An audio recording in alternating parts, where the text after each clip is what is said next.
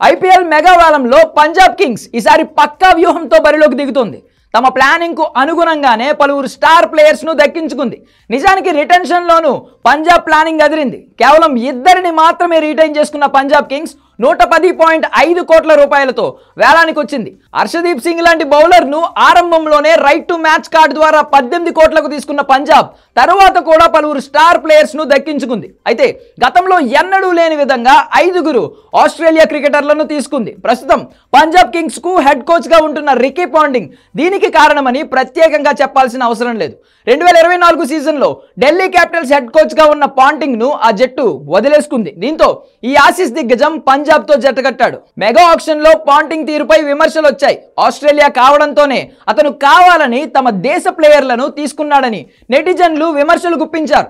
ఈ విమర్శలకు Ponting counter ఇచ్చాడు. తాము ఎందుకు ఆసీస్ క్రికెటర్లను తీసుకోవాల్సి వచ్చిందో వెల్లడించాడు. ఆస్ట్రేలియా క్రికెటర్లు ఎక్కువగా ఉండడంతో విమర్శలు రావడం సహజమేనన్నాడు. 8 మంది ఓవర్సీస్ ఆటగాళ్లలో 5 ఆస్ట్రేలియా క్రికెటర్లను తీసుకున్నామని చెప్పాడు. జట్టు వ్యూహంలో భాగంగానే వారిని తీసుకున్నట్లు పాంటింగ్ చెప్పాడు. ఆయా పాత్రలకు ఎవరు సరిపోతారో చూసే తీసుకున్నామని తెలిపాడు. స్టోయినిస్, గ్లెన్ మ్యాక్స్వెల్ కింగ్స్ కు తిరిగి రావడం సంతోషంగా ఉందన్న పాంటింగ్ వారి అనుభవం జట్టుకు ఉపయోగపడుతుందన్నాడు. బ్యాట్లెట్, ఆరోన్ హార్టీ, జాష్ ఇంగ్లీష్ తో సహా 2 కొత్త కుర్రాళ్ళు మొదటిసారిగా ఐపీఎల్ ఆడబోతున్నారని చెప్పాడు. అయితే పాంటింగ్ తన దేశానికి చెందిన టాలెంటెడ్ ప్లేయర్స్ ను ఎంపిక చేయడం కొత్తేమీ కాదు.